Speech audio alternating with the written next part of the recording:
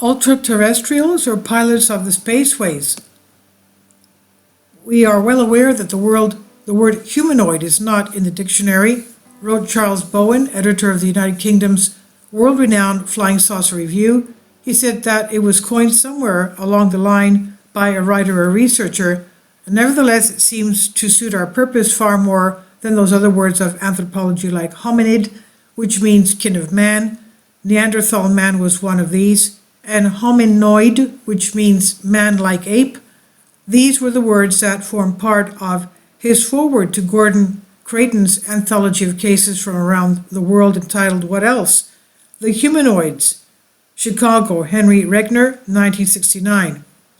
This far-reaching book, published only a few years after it became acceptable to speak openly about the possibility of UFOs having occupants. Bowen also drops the hint that Dr. Edward Condon and his committee had access not only to the humanoids and issues of FRS in assisting with their evaluation of the phenomenon. The cases contained in the book are of another age and are widely known to the audiences interested in the field, but it's perhaps hard for modern readers, particularly those who are newly arrived to the field, to imagine a time when even believers in flying saucers preferred not to deal with the possibility of beings stepping out of these lights or crafts or projections. 2 years before FRS's book on the project, Coral and Jim Lorenzen published Flying Saucer Occupants, covering the best-known cases of the time on all continents and making an effort at interpreting and evaluating them, including psychological interpretation of cases by Dr. R. Leo Sprinkle. One of these conclusions stands out nearly 50 years later. In rare instances, we may examine a report of UFO occupants which involves an observer who is sound of mind, has a stable emotional structure, an artist's eye for observation, and whose experience takes place under ideal lighting conditions. Sharp-dressed spacemen. It was impossible to tell whether they were military or not, but they were all dressed alike in sealed astronaut-type one-piece plastic suits with bubble helmets and tanks strapped to their backs. Nearly thought they looked like a cooking foil commercial. This is what Steven Spielberg, Close Encounters of the Third Kind, page 177 says. As has been exhaustively documented in many other places, UFO research, or more specifically UFO culture, owes a great deal to science fiction, particularly when it comes to the conceptualization of vehicles and occupants. The notion of the silver spacesuited alien, so common in early occupant reports and contactee chronicles, may owe a lot to the iconic vision of Michael Rennie's Klaatu descending from his spaceship on the day the Earth stood still, or at a later date, the widely circulated promo photos of Robinson family on CBS Lost in Space, coolly posed in silver one-piece outfits with red piping and boots to match. In real life, the vision of the silver-suited astronaut was turning iconic by the Friendship 7 astronauts wearing their mylar-covered spacesuits developed from the pressure suits used by pilots on stratospheric flights. Changes would later be made to the silver spacesuit and by time the Gemini project rolled around, allowing for greater mobility under pressurization than the Mercury project original. The need to perform extravehicular activities, EVA, and eventual lunar landings caused new suits to be developed and the striking silver outfit to be relegated to museums. It appears, however, that UFO knots did not receive the memo. Reports of humanoid occupants in silver suits remained unabated even up to quite recent times. Dr. Anthony Choi, one of Peru's best-known researchers, looked into one of these cases as recently as 2002, this time in the community of San Bartolomé in the Peruvian highlands, specifically in the province of Huarochirí, several hours to the north of Lima, the capital city. The picturesque town is known for its variety of fruit trees and otherwise excellent weather, boasting nearly year-round sunshine, filled with forests, Bosque de Zarate being the best known, and abundant wildlife, not a grim or ominous location in the least. The case involved two witnesses, the main one being Luis Locho Rojas Povis, 51 years old, a toll booth operator who happened to be outdoors at 2 o'clock in the morning with his best friend when both men became aware of two figures making their way down the slopes of Cerro de la Pascua, clad in silvery outfits. Initially, the onlookers did not find anything unusual about them, believing them to be mountain climbers or official personnel in outlandish protective gear. As the figures approached, there was an awful realization that these things were not quite as normal as expected. The entities were described as having an athletic build, slender and tall, with form-fitting silver outfits. Their faces looked human, but their eyes were described as shining, and they did not walk as much as float above the ground. They did not utter a single word. Astonished beyond relief, Rojas and his friend walked up to the strange new arrivals. The friend even reached out to touch the face of one of the entities to see if it was real. One of the entities slapped the probing hand away, shocking the human. "Hey, why are you messing with my buddy?" the toll booth operator challenged the creature, according to Dr. Choi's interview. But what could have become the first mano a mano between humans and non-humans since the 1954 case involved Jose Ponce and Gustave Gonzalez in Venezuela was interpreted by the unexpected arrival on the scene of a taxi cab whose passenger was driving the driver were about to become the next set of witnesses to this mind-blowing situation. Beatriz Garcia, 34, had just taken a taxi cab back to San Bartolome at that late hour from the town of Ochochia, where a fair had been held that day. Agreeing to pay the driver a rather high fee for the journey home, Mrs. Garcia was startled to see a man made of pure tin or dressed in aluminum standing at the edge of the road.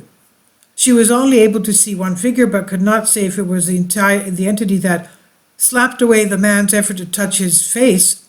The driver became very agitated by the unearthly sight, and his nervousness caused her not to look very closely at the being while having noticed its brilliant eyes. During the interview with Anthony Choi, she estimated that a distance of 10 meters, about 30 feet, separated her from the entities. That's not that at all, that's very close, which appeared to be walking back and forth, 2 steps forward, 2 steps back, but actually floating in the air. She coincided with Rojas' description of the creature's dress, the form-fitting nature of the outfit, its helmet, and general build. Some will dismiss this incident as another colorful Latin American case. The dictionary definition of the word is full of interest, lively, and exciting, but tends to be interpreted as patently untrue on the lips of a skeptic. But the strange motion of the single-helmeted being witnessed by Beatriz Garcia has been mentioned in many other histories. Dr. Frank Salisbury also noted that in his foreword to the Lorenz's flying saucer occupants mentioned here, these beings may sometimes walk like normal people, but they may also move with sliding motions or a tottering gait. A silver-suited humanoid child is at the center of the highly complex Julio case of 1934, reopened by Magdalena del Amo Freixedo in the late 1990s. The girl had a pinkish complexion and wore a silvery suit. She was small, like one of our 6-year-old girls, with platinum blonde hair. "I don't remember the color of her eyes," said the experiencer.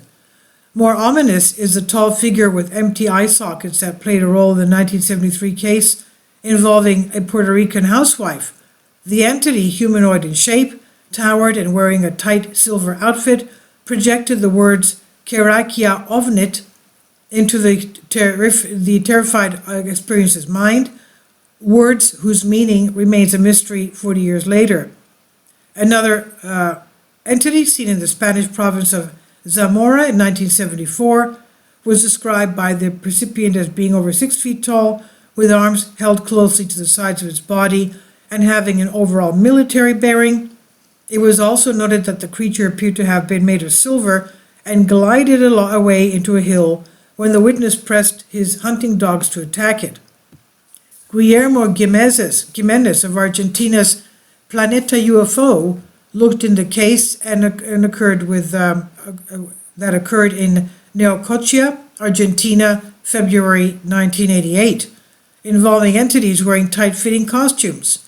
The fact is that they'd go completely unnoticed among us if they wore normal clothes and not those silver coveralls, noted the interviewee. Regarding the slap with which one of the San Bartolome humanoids responded to the human's urge to touch its features, it's worth remembering that Argentinian researcher Roberto Banchas noted in his own monograph La Phenomenoglia Humanoid in Argentina, social behavior is sometimes misinterpreted, leading matters to such a state of confusion that any action or part of the intruders is deemed hostile.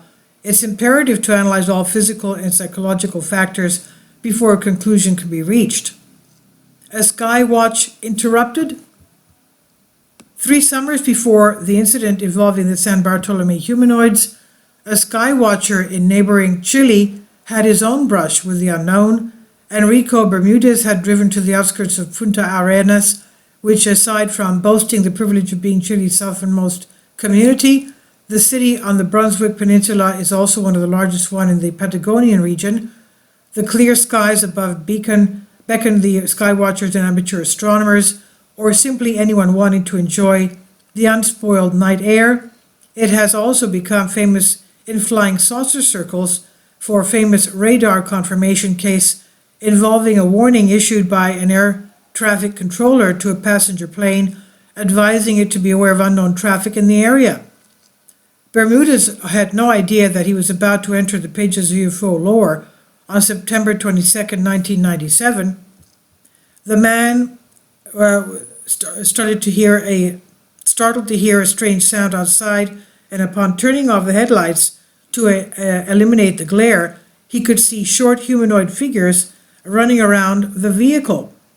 According to the description given to researchers, the entities were small, standing around a meter tall, it's about 3 feet, with long arms and oversized heads, but their facial features could not be clearly seen in the darkness.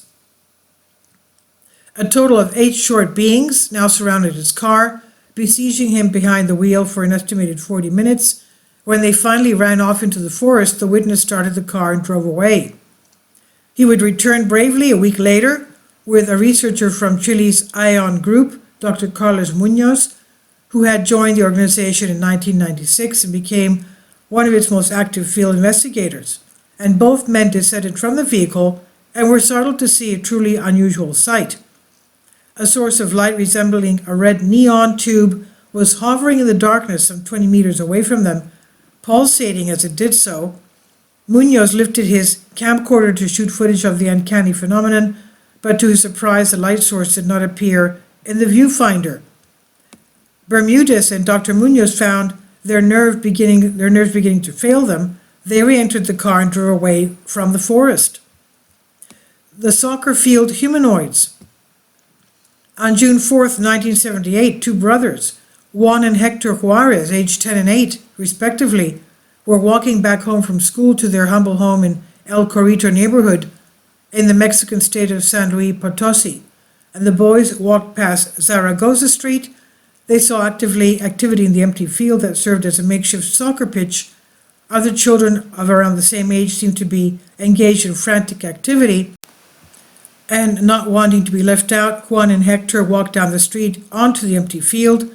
While separated by a distance, the boys were suddenly realizing that the figures were not their neighbors or classmates having a post-school day game of football, but something they'd never seen before.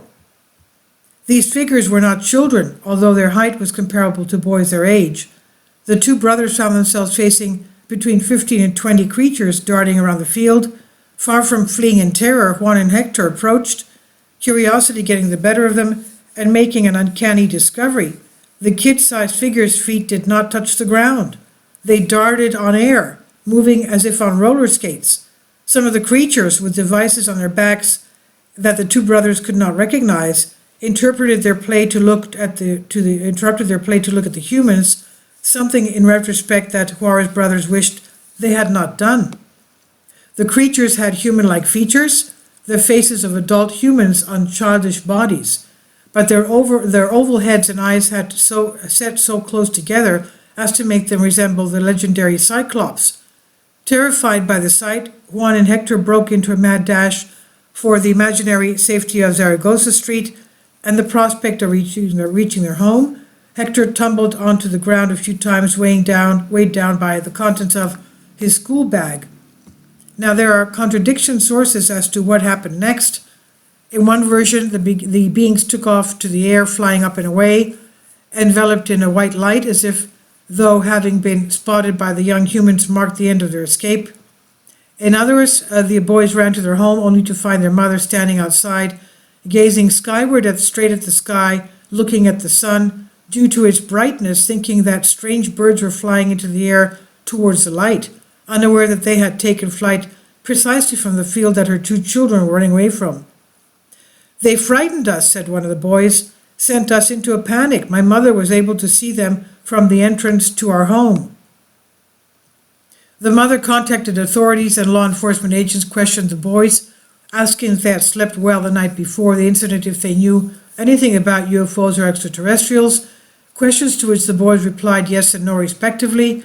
Pressed by the uniformed grown-ups as to what they had seen, one of the brothers piped up, "Some children, but they were not like us." There was no follow-up to the astonished account, and the recipients were never heard from again, despite the inquiries made by the two separate Mexican UFO research groups. A quiet evening stroll. The warm temperature and spectacularly starry skies of the evening of June 15, 1974, were enough of the incitement to prompt the neighbors, Dolores and Marisa, to go for a nocturnal stroll in their town of Manzalvos in the Galician province of Spain. The two friends had no idea that their spur-of-the-moment constitutional would land them in the pages of Chronicles of the Unknown. Veteran ufologist Marcelo Requejo, who had relatives in that community, included the experience in his book OVNIs. He was able to pay a visit to the community and interview the experiencers in person. Inspired by the warm night, the friends decided to take a walk beyond the outskirts of Manzalvos to enjoy breathtaking firmament above, and as they walked, Dolores and Marisa became aware of two interesting bright red lights descending from the dark sky in complete silence, eventually landing at the foot of a hill a few hundred meters from where they were walking. The lights went dark, and the friends were startled to see the appearance of a bright yellow horizontal light in the middle of the darkness. The light, writes Requejo, expanded until it formed a perfect triangle of enormous size. The friends were further shocked to see two human-like silhouettes, perfectly black, emerging from either end of the oblong light, walking slowly towards each other, their paths crossing in the middle of the light and each heading in the opposite direction from which it had first emerged. What astonished Dolores was that the silhouettes walked in a precision of soldiers standing guard in front of a building. This maneuver repeated itself a few minutes while both friends, now patiently terrified by the enigma playing out before their eyes, sought shelter behind the corner wall of a village alleyway. Even more astonishing to them was the fact that the luminous oblong shape began to collapse inward on itself, becoming once more a thin, bright light that vanished into the dark. The two powerful red lights reappeared at the either end of what had been the rectangle and slowly rose into the air before lurching suddenly into a starry night, vanishing out of sight. Both women ran home to tell their relatives about the unsettling and outright bizarre event. Hit the road, Jack. Up until the abduction of the paradigm of 1990s, it could be argued that the nocturnal road trip through the desolate area in any part of the world was the luckiest location to have a UFO experience, the likeliest location. Any of the three CE types, close encounter types, and some researchers of the 70s even cautioned their readers to have care when driving alone under such conditions. It was a clear case in Chile 1965 when medics aboard an ambulance on an emergency call became the unwilling witnesses to a brilliant light descending from the sky surrounded by a host of lesser attendant lights that eventually came to rest upon a plane, and as the weary ambulance driver drove on, given the urgency of his mission, he was shocked to find one of the small objects intercepted the vehicle on one of the curves on the road. One of the medics would later report seeing lost amid the glare what appeared to be figures moving behind portholes. Even more disturbing was another medic's recollection of seeing a creature's face looking at him through one of the side windows, being dominated by its eyes. Chilean researcher Rodrigo Funzilada has looked into his share of cases, which have made Chile one of the world's foremost locations for encounters with the unknown for well over 50 years. During a radio interview at De la Noche a la Mañana radio show, the Radio Cooperativa researcher brought up eerie case of Mr. and Mrs. Juan Munizaga, who were traveling to the coastal city of Vina del Mar in 1983. In their 40s, highly respected and both occupying important jobs, the last thing the Munizagas expected at 2:30 in the morning as they drove down Route 68 was to be inducted into the annals of humanoid contact experiences. At some point along the dark road, the couple saw figures ahead on the asphalt as that they first looked to be horsemen on their respective mounts riding on a paved surface.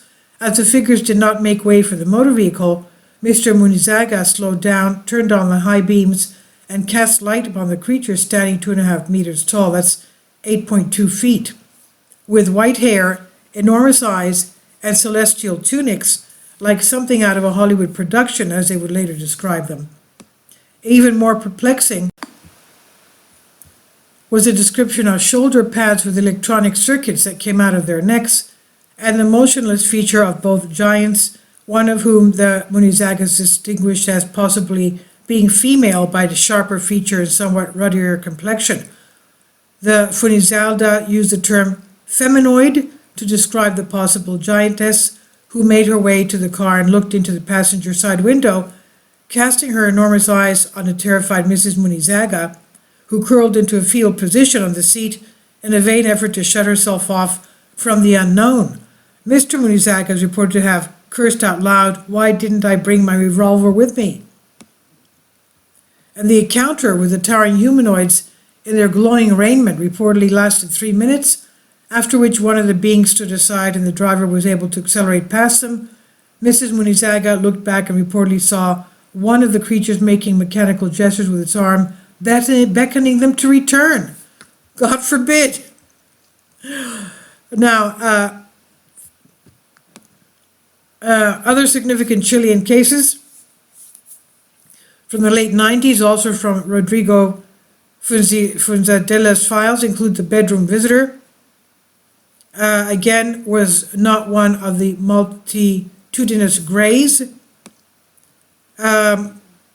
Witness hearing buzzing noise again in the bedroom. Visitor disappeared, leaving behind a strange glow on the wall that remained visible moments later. The outcome of the experience was hardly a positive one, as the woman refused to return to her apartment. She returned home to her mother and father, suffered a nervous breakdown, and could not be dissuaded from sleeping at the foot of her parents' bed. This is from Inexplicata blogspot on Solask. Please leave your comments. Thank you for your support. Kindly support my Patreon account. The daily posts are 5 videos daily, and they are totally different from what I have on my YouTube channel. Thank you so much for your support and that you find all my content so interesting. You'll find the Patreon account details in the description box